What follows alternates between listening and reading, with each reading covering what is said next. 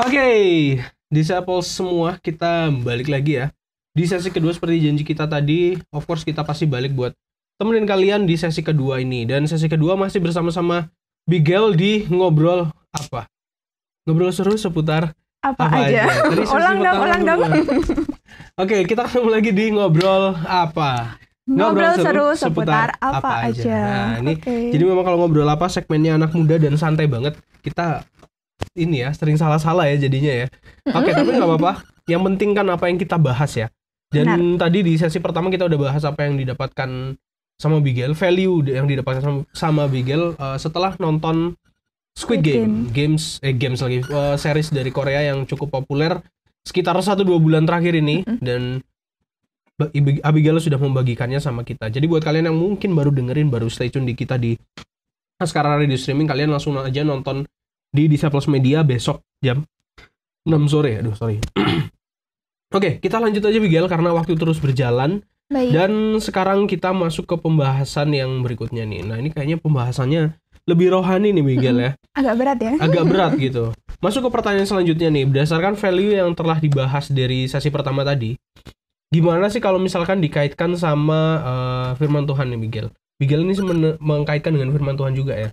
Ya. Dalam hal kegigihan, keberuntungan dan juga jangan berhutang. Ini dari mana aja alamatnya? Alamatnya, yang pertama, ya semuanya saling berkaitan ya. Ya. Alamat yang pertama itu ada di Amsal. Amsal 6 ayat 9 sampai 11, juga Amsal 24 ayat 33 sampai 34. Oke. Dua alamat ini isi ayatnya itu sama. Intinya, yaitu, coba kamu udah ini nggak nulis nggak? Ada. Oke, tolong bacain. Hai pemalas, berapa lama lagi engkau berbaring? Ya. Bilakah engkau akan bangun dari tidurmu? Tidur sebentar lagi, mengantuk sebentar lagi, melipat tangan sebentar lagi untuk tinggal berbaring. Maka datanglah kemiskinan kepadamu seperti seorang penyerbu dan kekurangan seperti orang yang bersenjata. Oke. Nah, dari Squid Game itu tadi kan kita belajar kalau mereka itu gigih banget kan. Memikirkan 1001 cara untuk memenangkan game untuk bisa dapetin hadiahnya. Betul. Nah, yang bisa kita pelajari dari kegigihannya adalah itu, kita jangan mudah menyerah. Oke. Kalau misalkan emang kayak tadi udah sempat dibahas juga, kalau emang ngerasa kayak stuck, ngerasa kayak bosen, terus bingung gitu, ya udah diam aja dulu sebentar, terus jernihkan pikiran, tenangkan pikiran supaya kita bisa berpikir dengan baik. Terus baru melangkah ambil the next step. Begitu. Jangan, aduh aku ngerasa nggak tahu, nggak bisa nyelesain masalah ini dengan baik. Terus habis itu kita taruh masalahnya gitu aja, terus kita lari dari masalah itu dengan cara bermalas-malasan, terus diem-diem aja gitu, mengurung diri, nggak mau kontak sama siapapun, itu bukan solusi yang baik. Oke, malah menambah masalah baru mungkin malah. Oke. Jadinya itu, nanti kemiskinan datang seperti seorang penyerbu dan kekurangan seperti orang yang bersenjata. Tahu-tahu karena kita udah misalkan kita pilih untuk mengurung diri, diem-diem aja, udahlah nanti masalahnya dipikirin sambil jalan gitu. Tapi jalannya ini bukan jalan yang sambil mikirin tapi malah melupakan melupakan gitu. Tahu-tahu nanti pas sudah diperhadapkan sama masalah yang tadi kita lupakan itu, kok ternyata masalahnya gede banget gitu, udah jadi semakin besar gitu kan, kaget, panik, terus ya udah gimana kan nyelesainnya. Iya betul. Jadi intinya kayak masalah itu dihadapi ya, jangan lari ya. Kalau misalkan lari ya malah tambah gede kayaknya. Betul. Kayak istilahnya apa? Snowball effect gitu loh. Kalau misalkan kita lihat kartun atau apa gitu kan dulu sering diilustrasikan kan, kalau snowball atau bola salju kalau misalkan kita lempar di dinding makin lama makin gede, bukan gitu. Makin kecil gitu. Jadi lebih baik snowballnya itu dilemparin aja gitu kan, kena orang dia hancur. Nggak gitu juga. Ya di waktu masih kecil ya ditangkap kayak atau diapain gitu kan, jadi kan diselesaikan gitu kan. Nggak nunggu gede baru. Jangan digelindingin tapi diselesaikan ya dengan cara dilempar, dihancurin gitu. Oke, nah ini yang kedua dari Yakobus nih. Kalau Yakobus ini apa Bigel? Kalau Yakobus intinya kayaknya Yakobus 2 ini satu pasal gitu. Bukan. Oke. Yakobus 2 ayat 26. Ada ini yang tentang itu loh Kak. Iman tanpa perbuatan adalah mati. Nah, itu. Nah, masalahnya di situ kan disebutin iman tanpa perbuatan adalah mati. Nah, itu berkaitan sama value-value yang tadi udah kita sebutin.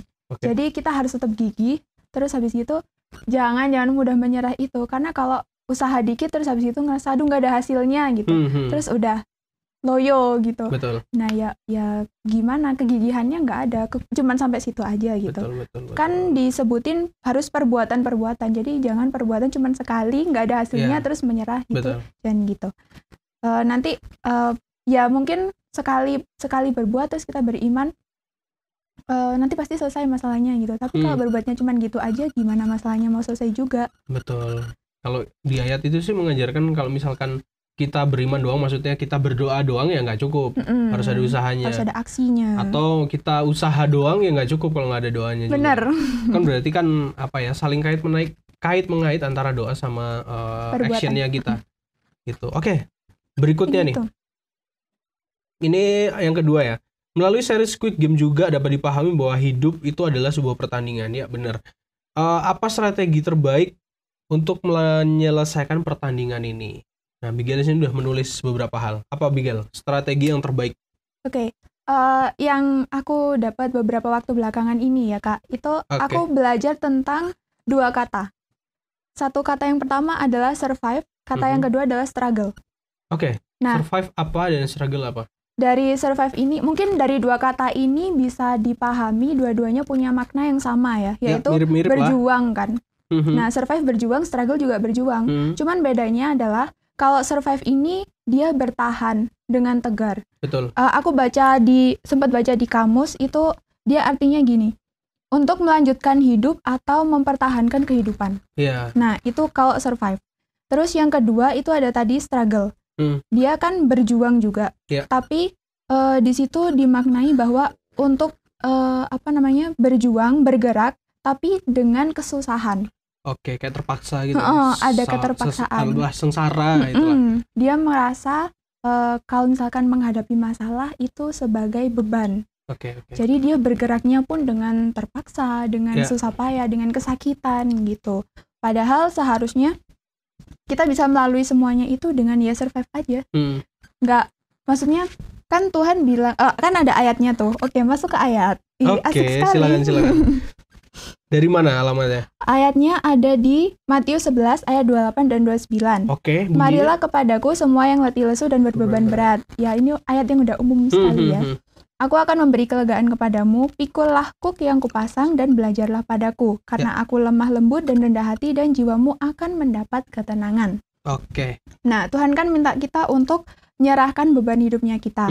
Maksudnya itu bukan lari dari masalah, tapi kita serahin, Tuhan aku punya masalah ini. Terus kita doa, kita baca kitab, kita menyembah yang dengan sungguh-sungguh, dengan ketulusan hati. Setelah itu kita melangkah. Bukan sudah kita kasihin, terus habis gitu, udahlah Tuhan tolong selesaiin masalahku, terus kita diem aja, kan bukan kayak gitu. Betul. Iman tanpa perbuatan mati. Nah, jadi kita tetap harus melanjutkan hidup. Nah, dengan cara survive itu tadi, bertahan hidup. Karena masalah kita udah diserahin ke Tuhan. Kita melanjutkan hidup, nanti Tuhan yang bantuin kita untuk nyelesain masalah itu. Dengan cara kita dapat hikmat, tahu-tahu kita dapat jalan untuk nyelesainnya. Karena udah diserahin itu tadi. Nah, kita kan sering dengar tuh hidup itu seperti roda. Kadang di atas, kadang di bawah. Tapi kalau menurut aku sendiri, pemahamanku sendiri, hidup itu bukan seperti roda, tapi seperti tangga. Kenapa? Karena kita terus naik bukan turun. Kita jadi kepala bukan ekor. Gitu. Di Ulangan 28. Itu memang ada ayatnya itu. Ya. Jadi seharusnya setiap masalah yang kita hadapi itu dijadikan batu pijakan. Karena kita udah serahin ke Tuhan. Kan biasanya bilang ya, serahkan semua masalahmu ke kaki Tuhan gitu. Nah, kita serahin ke Tuhan. Terus habis gitu kita melangkah. Nah, masalah itu tadi adalah jadi pijakannya kita. Kita harus terus naik. Nah, masalah itu kita injekin aja gitu loh. Karena kita bisa melangkahinya dengan kekuatan yang udah Tuhan berikan. Kalau misalkan kehidupan itu seperti roda, kadang di atas, kadang di bawah, nah, berarti kan masalah itu sebagai beban. Begitu kita kena masalah, kita langsung loyo, jepret. Langsung di bawah kan, yang tadinya di atas langsung di bawah gitu. Nah, kan nggak kayak gitu. Kalau kita anggap masalah itu sebagai batu pijakan, sebagai challenge gitu ya. Nah, kita akan naik terus. Kita akan sama kayak sekolah gitu kan, dari TK ke SD ke SMP naik terus kan. Ya, ujiannya, materinya, pelajarannya semuanya makin sulit. Tapi kan karena kita emang udah ada di level itu, jadi kita bisa melewatinya gitu. Setuju aku. Jadi memang itu poin yang didapatkan juga sama Bigel ya, mempelajari bahwa kalau ada masalah itu dipijak aja, jangan jadi beban. Oke. Dan tadi dibilang juga apa namanya, bahwa iman tanpa perbuatan itu hakikatnya kayak mati gitu kan, di Yakobus tadi. Aku jadi ingat bahwa aku kayaknya pernah ngebahas ini, bukan pernah, akan ngebahas ini itu di sebelumnya dia juga. Oh baik. Spoiler, itu Rabu besok. Asik sekali, ternyata berkaitan ya. Jadi Rabu besok aku ngebahas ini, dan kalian lihat aja Rabu besok pembahasannya kayak apa. Jangan sampai miss. Jangan sampai miss, itu Rabu besok sudah ada aku siapin. Nah, tapi ngomong-ngomong soal apa namanya, pikul cook yang kupasang tadi. Jadi artinya kalau misalkan kita dalam tanda kutip kasih beban kita sama Tuhan, berarti tuh kayak gini loh. Misalkan kita lagi perjalanan jauh, bawa tas itu anggaplah kayak beban gitu. Terus Tuhan lewat bawa mobil, bro, lu keberatan sini bareng gua. Kita punya tujuan yang sama ke satu tempat gitu. Ya waktu Tuhan kasih tumpangan sama kita, ya tasnya ditaruh, jangan terus di mobil terus dibawa gitu kan. Itu namanya kalau kita udah minta tolong sama Tuhan tapi bebannya masih diangkat gitu loh. Jadi seperti itu. Bener banget. Oke.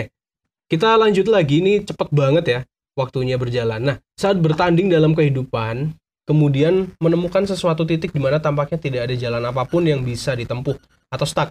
Apa yang harus dilakukan atau pilihan apa yang harus dibuat? Yang pertama aku saranin sih diam dan tenang. Diam dan tenang. Tapi bukan berarti diam terus melupakan masalahnya gitu tadi ya. Diam dan tenang itu dalam artian merenung. Kira-kira kesalahan apa yang udah dibuat sampai bikin masalah segitu gede gitu. Itu yang pertama. Terus kalau nggak gitu, merenung gimana cara terbaik untuk menyelesaikan masalah itu, tapi yang resikonya itu bukan makin gede gitu, bukan makin memperbesar masalahnya, yang benar-benar masalahnya itu bisa selesai gitu. Ya, intinya diam dan tenang itu maksudnya sambil memikirkan strategi gitu lah ya. Jangan terburu-buru, jangan tergesa-gesa, karena kadang kalau kita dapat masalah kan kita langsung panik kan, terus nggak berpikir jernih dan buat keputusan yang justru bisa salah. Keliru gitu ya. Gitu. Jadi diam dan tenang. Terus yang kedua adalah kembali ke survive. Jadi bertahan hidup, jangan menganggap masalah itu sebagai beban. Terus habis itu struggle, ya ampun, aku terzolimi, aku playing victim ya. Iya benar. Aku hidupku gini-gini banget, meratapi nasib gitu. Jangan seperti itu. Ya semua orang pasti adalah ngerasa lagi down, lagi apa gitu, dan it's normal. Ya itu normal dialami. Jadi ya akui aja gitu. Emang lagi down, tapi tetap bertahan. Tetap melanjutkan hidup dan tetap memikirkan cara terbaik untuk melaluinya. Karena kita benar-benar cuma ngelalui itu semua. Terus ada lagi? Ada lagi, jangan membandingkan dengan orang lain. Kalau di Squid Game itu kan si kakek Ilnamnya itu kan dia punya banyak uang kan, tapi akhirnya dia nggak tahu mau ngehabisin uangnya ke untuk mana, untuk apa gitu. Itulah kalau misalkan kita ngelihat ada orang yang ya ampun hidupnya kok kayaknya enak banget ya, punya banyak duit, terus mobil mewah, rumah mewah gitu, tampak bahagia gitu.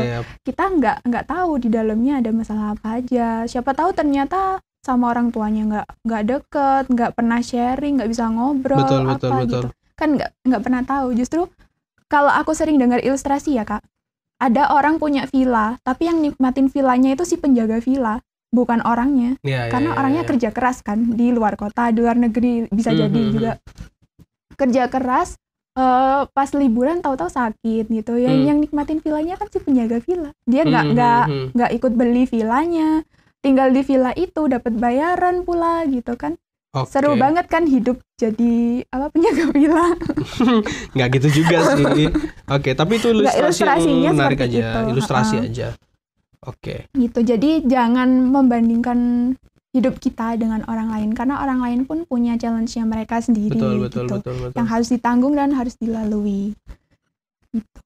Jadi kalau ngobrol soal di poin ketiga ini ada banyak ya, diam dan tenang tadi itu kita harus bisa diam dan tenang, maksudnya supaya kita itu bisa memikirkan dengan jernih apa yang harus kita buat gitu. Jangan sampai emosi atau baper atau apa yang kita jadi bikin keputusan yang malah bikin masalah baru nantinya. Jadi itu memang penting, diam dan tenang. Terus kembali ke survive, ya bener sih. Kalau misalkan ada masalah, ya harus dihadapi kayak tadi itu snowball effect. Kalau misalkan kita biarin dia gelinding terus, tambah lama tambah besar. Jadi lebih baik mumpung dia snowballnya masih kecil, injek aja, mumpung masih bisa buru-buru diinjek. diangkat alias Iya. diselesaikan dulu. Kalau nggak gitu snowballnya udah gede, yang ada kita ditimpa malahan sama Benar. saljunya gitu. Karena kalah gede. Kalah gede, dan yang namanya gravitasi makin dia turun ya makin cepet kan. Makin kita larinya secepat apa sih? Pasti bisa kejar lah sama masalah itu gitu. Apalagi kalau ngomongin pinjol itu kan kejam banget tadi, kayak yang tadi apa di ilustrasi pertama tadi kan, dia dikejar rentenir sampai, nah itu juga kejam banget. Nah terus yang ketiga tadi Bigal sempat bilang jangan membandingkan. Ya sih bener, kadang-kadang kalau itu hal yang tidak sadar ya Bigal ya, mungkin kita pernah lakuin untuk mengcompare kita sama orang lain. Dalam tanda kutip itu mengcompare yang negatif. Nah tapi sebenarnya ngomongin mengcompare itu, kalau menurutku pribadi itu boleh, tapi dalam takaran tertentu. Misalkan oh dia bisa gini, kenapa aku nggak bisa? Dia gimana sih caranya? Kita mau pelajarin untuk memotivasi diri. Betul. Kalau mengcompare untuk memotivasi, melihat ya, apa yang baik dari orang lain mungkin gitu, pencapaiannya orang lain kita lihat dan kita mengcompare dengan kita, itu boleh. Tapi kalau mengcompare untuk meratapi nasib, itu kayaknya itu salah banget. Salah banget dan nggak apa ya? Nggak bener, nggak penting banget. Itu malah habis-habisin pikiranmu di situ menurutku. Menghabiskan energi juga. Bener, karena pikiran itu secara nggak sadar itu ngabisin energi, itu bener banget. Terus juga menghabiskan waktu. Iya, harusnya yang ada mending buat nonton Korea kan daripada mikirin yang nggak penting. Bener mending juga. Buat ngopi, mending buat main PS daripada mikirin masalah yang daripada mikirin kita compare sama orang lain gitu. Kalau compare-nya kayak gitu ya. Kalau compare-nya positif untuk ngambil motivasi atau apa, itu sangat diperbolehkan dan kayaknya harus gitu. Kalau compare secara negatif kan akhirnya kita menenggelamkan diri sendiri ya kan. Iya betul. Bukannya malah berusaha supaya bisa mengatasi istilahnya masalahnya ya? Sendiri, tapi kita jadi menenggelamkan, rendah diri lah. Minder. Ya, itu padahal bisa sebenarnya minder. Kita capable of lot of things, tapi jadinya betul. Masalahnya kan kalau misalkan orang compare, ya itu tadi bener, talentanya dia apa, terus kita compare sama apa yang kita punya. Iya nggak ini banget, apa namanya, nggak bisa di compare memang. Beda banget gitu. Nah ini yang terakhir nih, poin terakhir, karena waktu sudah menunjukkan 9 kurang sedikit. Kayak cepet banget ya 10 kurang sedikit, ya memang cepet banget. Tips paling penting bagi millennials agar dapat survive dalam pertandingan kehidupan. Apa ini? Tips paling penting yang relate sama hidup kita belakangan ini. Hidup kita nggak tahu sih Kak Bias ya. Iya. Apa? Yang mau aku sampaikan adalah miliki mental yang kuat. Gitu. Udah sering banget kan sebenarnya dibahas di Disciple Media, benar nggak? Banget soal mental. Jadi miliki mental yang kuat, jangan fokus sama kekurangan atau masalah ataupun beban hidup kita. Fokusnya itu sama talenta dan potensi yang bisa dan perlu dikembangkan gitu. Jadi kalau misalkan kata Kak Bias tadi, kalau kita mau compare boleh, tapi compare-nya itu untuk mengembangkan talenta, dan kita compare-nya pun pada hal yang tepat. Yang harus sesuai dengan talenta yang kita punya. Nah, mental yang harus kita punya juga, kita harus kenal sama diri kita sendiri. Kita punya talenta itu apa, kita punya potensi itu apa. Terus kita dukung potensi kita sendiri, karena belum tentu orang lain, ya mungkin ada ya orang lain yang mendukung kita, tapi kalau kita sendiri gak mendukung kita, gimana orang lain bisa mendukung kita juga, ya betul, kan? Betul. Gitu, karena kita sendiri gak kenal sama diri sendiri gitu. Jadi mental yang paling utama adalah mentalnya itu harus kuat. Ya, kalau aku pernah bahas itu istilahnya mental toughness gitu dulu. Ini yaitu tentang mental toughness gitu. Masuk banget. Itu kalau mental toughness sih soal apa ya, power of mind lah. Dan itu ku pelajari selama aku sering lari kan ya. Kalau misalkan lari, ya jadi ngomongin lari ini pakai jersey lari aku sekarang. Nah jadi kalau misalkan lagi lari, kita udah tahu jaraknya, katakanlah 5 km, 10 km, apalagi kita udah sering lari di situ kan. Biasanya kan lari ke Pujon, ke Patung Sapi. Itu jaraknya 5 km sekali berangkat. Tapi kalau pulang pergi kan jadi 10 nih. Dan karena aku udah sering, jadi aku udah tahu kan, waduh masih sampai sini. Waduh aku lari baru sampai sini, sampai sini. Nah itu kayak perang sendiri di kepala.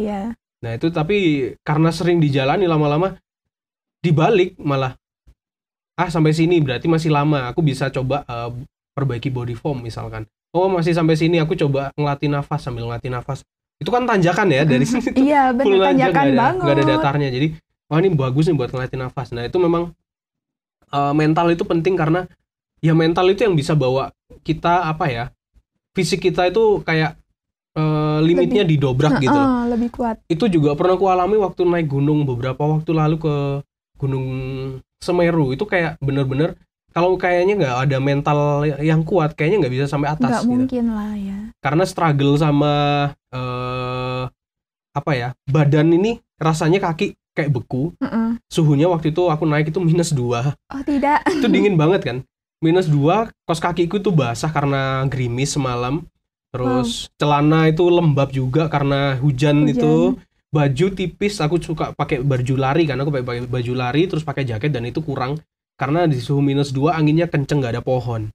Dan itu kalau mental yang nggak tough itu ya pasti udah mending turun aja deh gitu kan. Karena pasti berpikiran enak di bawah ya, emang enak di bawah, tapi begitu kita sampai di atas kita udah tahu, oh berarti limitku bisa ku dobrak pakai mental yang kuat. Gitu. Jadi memang mental itu berperan penting dalam kehidupan sehari-hari gitu lah. Kalau misalkan kita berpikiran aku nggak bisa ya, memang nggak bisa kamu. Tapi kalau kamu berpikiran aku bisa kok, aku bisa ngelakuin ini, itu pikiran yang dibilang aku bisa itu akan bisa bikin kita memang bisa. Gitu. Jadi memang mental itu penting banget. Terus lagi yang perlu ditambahin adalah fokus. Oh, ada fokus juga? Iya. Soalnya ya kalau misalkan kita udah nge-build mentalnya kita dengan bilang oke, aku bisa, tapi kita nggak fokus, terus terdistract sama orang-orang yang ada di sekitar kita yang nggak selalu mendukung, ya akhirnya gagal juga kan Kak. Iya. Nah yang bisa mendukung diri sendiri paling utama adalah ya diri kita sendiri gitu, baru orang-orang lain akan jadi penyemangat juga. Jadi penyemangat juga tuh. Betul. Ya fokus itu juga penting banget malah sebenarnya. Kalau misalkan fokusnya kita ambiar ya itu ya mentalnya juga nggak kebentuk, nggak kuat. Iya betul. Nggak bisa jadi kuat. Betul. Kalau misalkan kita fokus sama satu hal, kayaknya lebih baik daripada kita fokus banyak hal tapi nggak ada yang berhasil. Nggak ada yang berhasil, betul. Nah itu ada materi, ini banyak banget materi yang berkaitan. Itu aku aku sudah shoot tapi belum ku upload, belum ku edit. Itu materi soal generalis dan spesialis gitu. Oke. Silakan ditunggu aja. Itu ada generalis dan spesialis. Spesialis itu apa, generalis seperti apa, dan kalau ngomongin itu sebenarnya kalian sudah bisa tahu bayangannya ya. Kalau spesialis kan dia benar-benar fokus sama satu hal yang memang fokusnya di situ. Dia udah benar-benar expert di situ. Singkatnya gitu. Kalau generalis kan dia bisa melakukan banyak hal tapi dengan porsi yang levelnya enggak seperti gitu. Ya, seadanya gitu. Tapi bukan berarti mana yang lebih baik, nggak ada yang lebih baik jawabannya. Lebih baik itu di mana kita bisa berada di tempat yang tepat dan benar-benar menyukai apa yang kita kerjakan. Bukan berarti spesialis nggak baik, spesialis lebih baik dari generalis, atau generalis lebih baik dari spesialis, nggak gitu.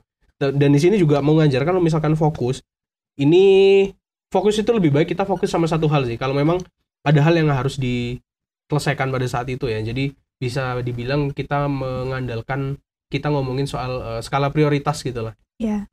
Misalkan ada prioritas yang paling tinggi, ya fokuskan pada prioritas itu dulu yang diselesaikan. Kalau kita fokusnya nggak tahu yang kemana, yang harusnya diselesaikan duluan malah nggak selesai. Iya benar. Dan akhirnya nanti ngerasa kayak aku udah salah langkah, terus bisa-bisa yang lainnya ditinggalin juga gitu. Betul. Ngerasa udah salah. Setuju aku. Oke.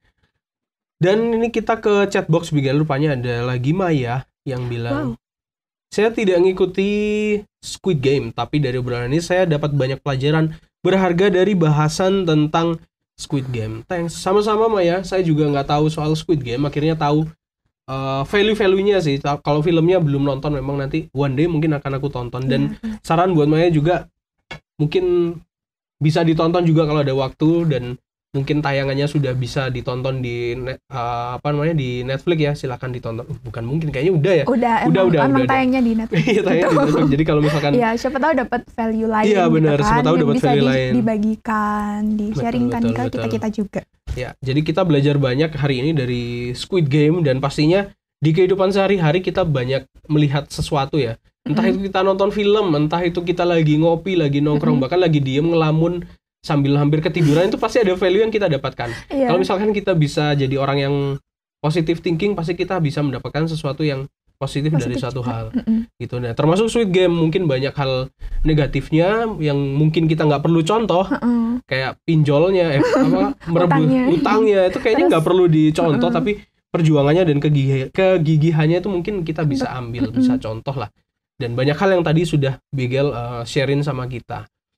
Ya, jadi kita sampai di sini Bigel, cukup panjang dan Tapi cepat perbincangan banget yang ya, seru. Kak. Iya, cepat, makanya jangan malu-malu kalau misalkan disuruh. Oh iya, Ini terima Bigel by the kasih way loh ya.